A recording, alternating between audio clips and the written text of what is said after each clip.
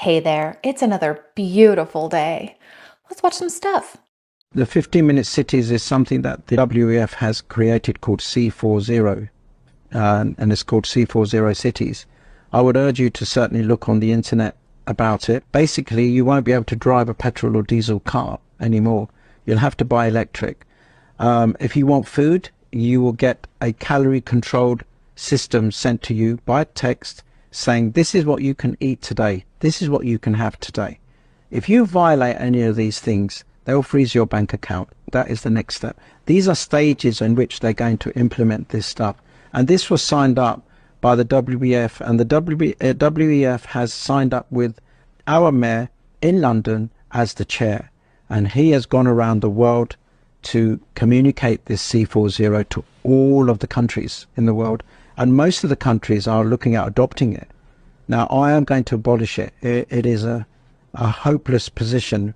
We are going to be in an open prison, or shall we say a COVID, for all the rest of our lives. We will not be able to work unless it's in our 15-minute city.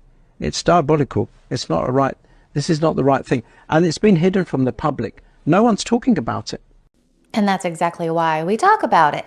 I bring this up quite often on this channel about the 15-minute cities and little things that we see that are happening that kind of look like it's heading in that direction, like it's a plan, a slow plan to eventually get us there. It needs to be talked about more because people need to wake up and see the signs that this is the path that we are going down, and it's the WEF that's sending us down that path. Wouldn't it be crazy that if back in 2003, DARPA launched an ambitious new program in which they wanted to log pretty much all of a human's, where they were, conversations, what they ate, what they listened to, what they read. It was called LifeLog. For those of you that don't know, DARPA is, of course, a government entity which is pretty much responsible for the creation of the internet. They, at any point in time, are 20 years beyond the technology we have access to. It basically wanted to create a sort of diary or archive for every person in America and around the world eventually, just to know what they were doing and to predict what they might do. We're talking Minority Report type stuff here, right? There's a fun little graph of how they plan to tie it into biometrics, all that scary sci-fi shit we were warned about, right? On February 4th, 2004, DARPA closed LifeLog. That's the same day Zuckerberg created Facebook. And now, millions upon millions of people just upload their information freely into Facebook. So it wouldn't surprise me if DARPA's got their hand in that whole conglomerate, finding out people's information, because that's what they do. Feels like it's heading towards that 15-minute city stuff, doesn't it? Outback Australia has its fair share of paranormal stories, but none quite like Min Min lights. Min Min lights are described as light spheres or balls of pure energy. They dance around intelligently, and it seems almost as if they are purposely trying to confuse those that lay eyes on them. They can vary in size and colour, but all are fuzzy and spherical shaped. The name Min Min comes from a small town in Queensland. According to folklore, the lights sometimes follow and approach people, disappear when shot at, only to reappear a few moments later. And anyone who tries to chase after the lights will never return to tell the tale. Some Aboriginal people believe the lights are the spirits of elders, and they will not harm you. Some report they are evil spirits, and if they appear in your path, do not approach them. It will end badly for you. This phenomenon is actually not just native to Australia, and appear in cultures all over the world, such as will-o'-the-wisps in Scottish folklore. People driving through the Australian outback often say they think a motorbike is driving behind them, but they can't hear any motors. When the light eventually catches up to them, it splits into two lights, sometimes even 3 or 4. A huge thank you to Marley Colombo for bringing these Min Min lights to my attention. I didn't know about them, and it's super fantastic that they're happening in Australia, they're happening in the Appalachian Mountains, they're happening in that other city that I can't remember and I still haven't looked up, but we talked about it before. So that's pretty cool. I mean, it's a little creepy, but it's super cool that this is happening in other places. And it makes me wonder, are those like alien hubs maybe? So Donald Trump did something that several other presidents have talked about doing but never did. I don't know why they never did it. Maybe they just didn't have the guts to do it. Maybe they just felt it wasn't the right time. But what Donald Trump did was he told the U.S. Treasury to stop printing pennies. No more minting of new pennies. So why is that such a big deal? Because every penny costs about 2 cents to make. So we're spending twice as much to make a penny as the penny is actually worth. So So a lot of people are concerned about what's going to happen when you go to like a grocery store or a restaurant or something. Are they going to raise the price or are they going to reduce the price? But the fact of the matter is 80 to 90% of transactions are digital. So we don't actually use money anymore, really. It's all digital, which takes us back to the whole DARPA thing where they were tracking where everybody goes. Now, I believe that DARPA created the whole digital money stuff, the credit cards, the debit cards, the checks, all that other stuff, right? To track us. And once we get rid of the pennies, next is going to be the nickels, which actually cost like 12 cents per piece to make. So then those are gone. But eventually, by the time they're cycled out in a few years or decades even, everything's going to be digital because everything that anybody buys is going to be tracked, which puts us on track for those 15-minute cities. Australia is home to some of the scariest yet crazy phenomenon in the world. And I think one of the most spoken about and known about is the Min Min lights. So if you've never heard of this phenomenon, I'll quickly recap you on it. So the Min Min lights are described as these big orbs, these big lights that float and dance around just above the ground. They've been said to follow many traveller in car or on foot. However, when people try to approach the lights, it's said that they can never reach them. But then, all of a sudden, the lights will just vanish. There has been tens of thousands of sightings of the Min Min lights. There are so many adventurers that set out on the hunt to try to find and spot the Min Min lights. The most frequent spot where people claim to see the Min Min lights is just out of Booyah. About 70 miles out of Booyah, you've got the old Min Min Hotel. It was built in the late 80s and burnt down in 1924. And if you head out to the remains of this hotel, people claim that is where you will see the Min Min lights. A lot of people claim that you'll see these lights bouncing off the ground from the back of the hotel. So many scientists have come out with claims on what could be causing the Min Min lights phenomenon. Ask any of the locals though, and they're going to tell you that it's a cover-up. I'm on board with it's a cover-up. Absolutely. My cousin sent me something the other day that was absolutely hilarious. It says you call them conspiracy theories and I call them spoiler alerts. I really like that. One of the craziest coincidences is that our sun is exactly 400 times wider than our moon, but the moon is also exactly 400 times closer to Earth. This means that out of the 293 moons in our solar system, Earth's moon is the only one that creates a perfect solar eclipse when viewed from its planet. Think about that for a second. Earth is the only one of the 8 planets where the moon and the sun appear the exact same size in the sky. That's why we get to see incredible sights like this. But here's where it gets even weirder. The moon has been slowly moving away from Earth for billions of years. In the distant past, solar eclipses like the ones we see today wouldn't have looked the same, and in the distant future, they won't happen at all. So not only do we live on a planet where this rare phenomenon can occur, but we also live in the perfect era where the sun and moon align just right for us. It's a pretty wild coincidence, don't you think?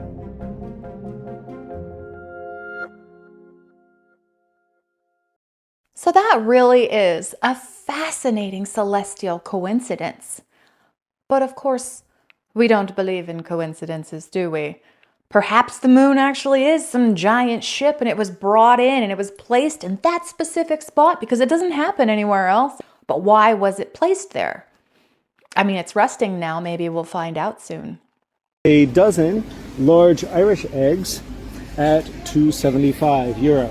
Well, here in Panama, this is what a dozen jumbo eggs cost. Hi, my name is Amber. I live in Paris. A dozen eggs that are free range and plein air is $2.88, which is about $3 US. I'm in Bangkok, Thailand. 10 eggs. It is 83 baht, which is $2.60. We definitely do not have an egg shortage. It's Kelly in Albania. Well, 10 eggs. It's 129 lek, which is about $1.34 American dollars. Large standard eggs are €2.48 or $2.60. 43 pesos for 15 eggs. in Nayarit, which is just outside PB, are 60 pesos. I'm going to share with you a little bit about what I purchased here in Turkey. The price just went up to 160 lira, which makes it about $1.82 a dozen. This is Hawaii. We have a dozen eggs for about $8.49. It's cheaper if you buy a plat of 60 eggs at $36.99, which comes out to about $7.30 a dozen. So I just pulled up some nearby locations for a dozen eggs, and it looks like, if I can do this, we got $7.49 at Vaughn's, $14.49 at Target, which is dumb, $7.49, $10.99. Eggs are not cheap, at least not in the States. All the people out there right now being like, eggs are so expensive, eggs are so expensive. You're lying. You're lying. And here's how I know you're lying. Tell me why I just went to Costco and got 65 eggs for $12. Tell me why. I mean, seriously, you guys. Just look around a little bit harder. I just thought that was super cute. I remember a couple years ago, I was able to buy 60 eggs for, what was it, like $8.99? And just a few days ago, I went into Costco and they have the 24 packs for $7.99. So yeah, prices are a little bit up there. Unless, of course, chocolate peanut butter is your jam. So the ice in northwestern Antarctica has melted almost completely due to the global warming surge, and this is what has been left once the ice was completely ran off. It looks like people have lived there, and they had once these stone homes. It's baffling scientists quite a bit. The structures are very different than any humanoid structures they've seen in the past from ancient civilizations. Some scientists are already starting to speculate, like, maybe these are ancient aliens. I don't want to go that far. But my scientific brain tells me that, yes, man did at one point live on Antarctica. And Antarctica at one point may have been a green metropolis and not so much ice. I could be wrong there, but that's just my theory. But if you look at this, it looks like it was quite a crowded city. Now it makes me question what else is under Antarctica that we just don't know about. And should we take, some heat things down there to melt some more ice just to see what's there? I'm going to go ahead and wave the BS flag on this one. Ooh, I need a BS flag. All right, so there's nothing anywhere on this. It's absolute not true. Those structures are not there. I don't even know where those structures actually are. If you know where those structures are, let me know, because I'd like to go ahead and put this one to bed. BS flag. I need a BS flag. In the Western Pacific, the Dragon's Triangle, also known as the Devil's Sea, holds its enigmatic sway. Positioned near the Japanese coast, this region shares many similarities with its Bermuda counterpart, including magnetic anomalies and a history of unexplained disappearances. So there's another thing that I had no clue existed. Bermuda Triangle isn't the only strange triangular area where weird stuff happens. So I just found this last night. I grabbed something real quick to throw it in, and it didn't say very much, but I'm going to look into it a little bit more. So look forward to that. All right, it's official. We have a date. So as we know, Congresswoman Anna Paulina Luna has been teasing a major announcement that she feels will impact the entire nation. In an interview, she was also asked if it was aliens, and she mentioned she thought it was bigger than that. At first, many people's minds went straight to full disclosures happening, and then it changed to, well, what's bigger than aliens? But as I mentioned before, I don't think it's specifically about aliens or interdimensional beings or full UAP disclosure, but my best guess, perhaps a newly formed disclosure division, a government office, is set to officially handle how UAP information is released to the public. Now, we have a date, Tuesday, February 11th at 3 p.m. So this is happening, but the real question is, what's on the menu? Are we about to get a nothing burger, a little bit of an info, but with a whole lot of mystery left out? Or are we getting a Whopper? Let me know what you think. So far, it's been a nothing burger because that was yesterday. Basically, she's going to lead this task force into declassification and transparency on Kennedy's and JFK's assassinations, as well as UFOs, UAPs, stuff like that. The Epstein list, the actual origins of the C-19 virus. So we haven't seen anything yet, but she's leading that task force, and let's have it. So now you're telling me that the Galactic Federation egg with the hieroglyphs, as well as the representative who was in a hibernated state in his chamber beside the egg, even after AI debunking technology has confirmed that the videos and the photos are in fact not retouched and are real, some people still choose to not believe something outside of their comfort zone. Okay. Well, as the saying goes, denial ain't just a river in Egypt. That is called desensitizing at its finest. But you know what? Once again, this is for entertainment, education, learning, and conversation purposes only. So take what you will, leave what you won't. I'm not here to make you decide either way. But yeah, it has been confirmed that this egg and this person, the videos are real. Our representative is now with the United Nations coming up with a course of action to usher in peace into New Earth, as well as our representative, Earth is District 1, and we have a representative called Alien Gaia. She's also here to help, as well as the Council of 26, the Light and the Dark Council, as well as the 5 elders, who are also going to make themselves known here on Earth to help us with what we need help on.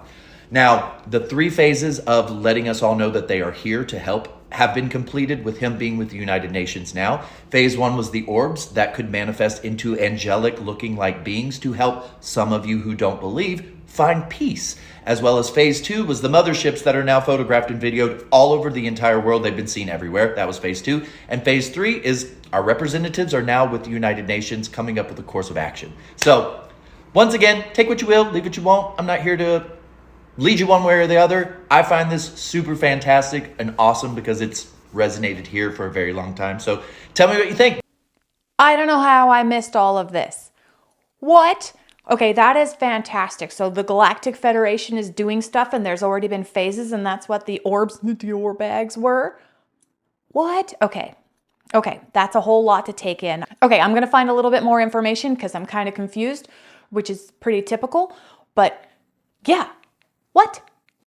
So now you're telling me that the Galactic Federation egg with the hieroglyphs, as well as the alien galactic man that was in the chamber egg that was woken up. Well, he was interviewed by our government apparently, and apparently he was on that Black Hawk, and now he's back with his people. That's what I heard through a galactic channeler. And that's the news. And the Black Hawk did have the PA or something on that said somebody important was in there. Apparently it was him. I don't know. That's all I'm saying. But so he's not here anymore. He's already back home. His home. That's what I heard. So at the risk of being an absolute hypocrite, which happens quite often, I said I wasn't going to talk about that crash. And I have a couple times already. And now I'm doing it again. Apparently, this guy thing, alien person, was in an egg or with an egg. And he was in that Black Hawk and he was like precious cargo or something. And there was the incident and now he's back with his people. He was supposed to help us with our transition on like this Earth thing. The stuff that's going on with the Galactic Federation. Okay, this is a whole lot happening all at once. I'm learning something brand new, so excuse my process. I did find one more thing. Hopefully that'll help also. If not, we're definitely going to have to revisit this because this is fascinating. Alien Cest, an ambassador of the Galactic Federation who was recovered after being in stasis for 3,000 years, was sadly involved in the helicopter crash in DC yesterday.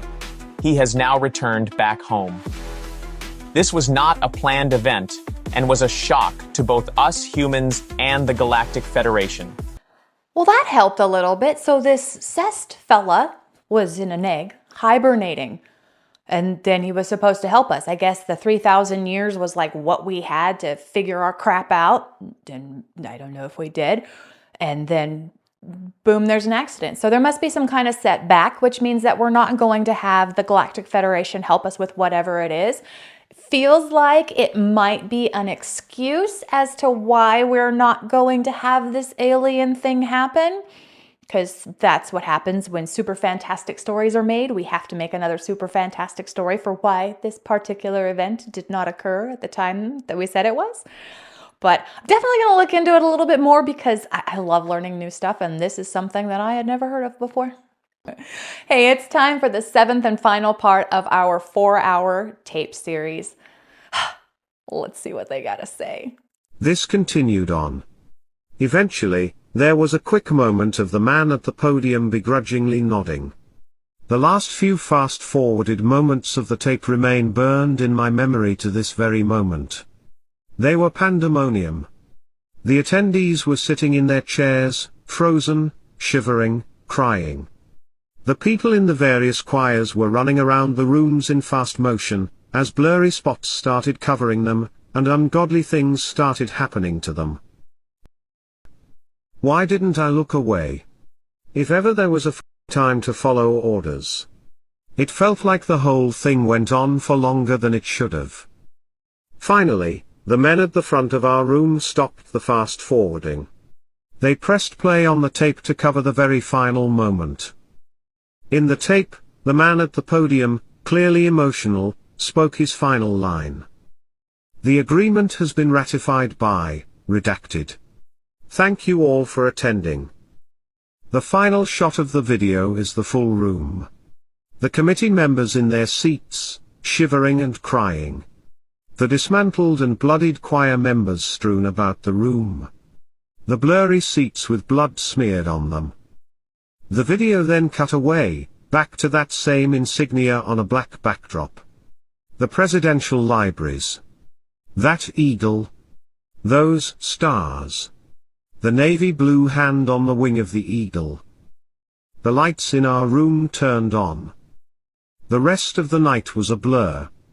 The men at the front of the room told us it was best for us to sit for an hour to digest the information. No discussion about the video was allowed to take place. When we were ready to stand, we were allowed to leave and go home. They gave us some pointers on how to accept the information over the coming weeks.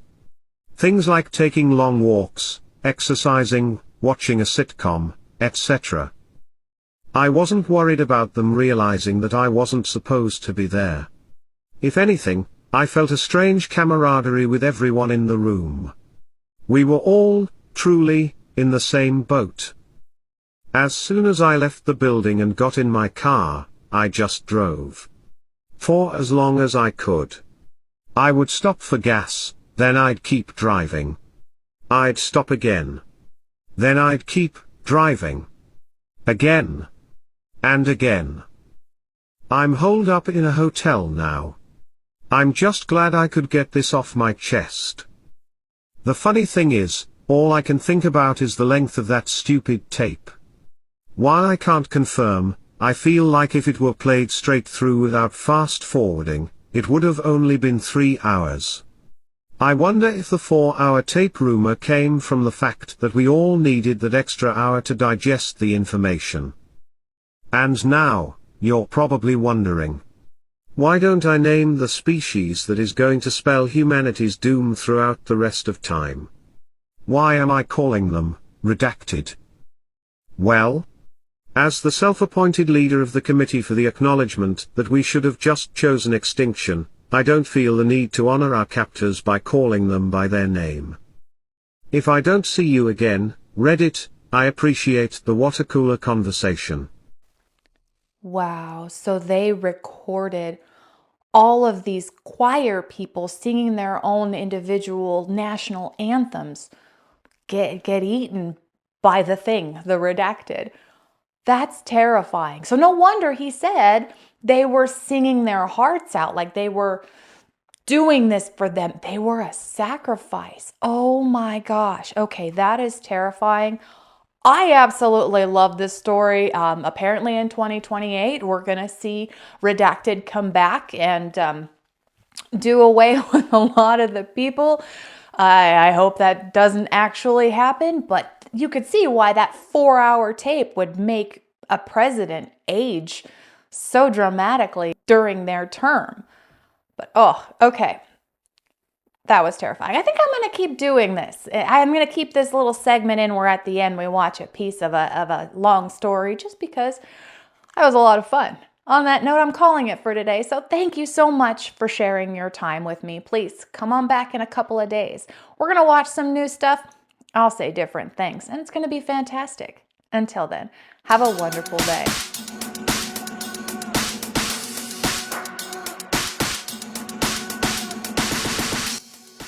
That really is a pretty awesome celestial cool.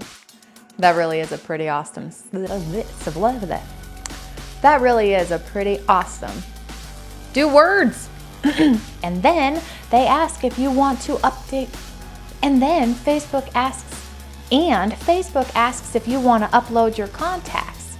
And once you do upload your contacts, a lot of shadow platforms. And once you do upload your contacts, a lot of shadow profiles. And once you do upload your contacts, I just learned about these Min lights. After our last episode. Marley Colombo, thank you so much for bringing this to my attention. It's absolutely fantastic. So they happen in Australia. So these Min lights are in Australia, and then there's the Brown Mountain lights in Appalachia.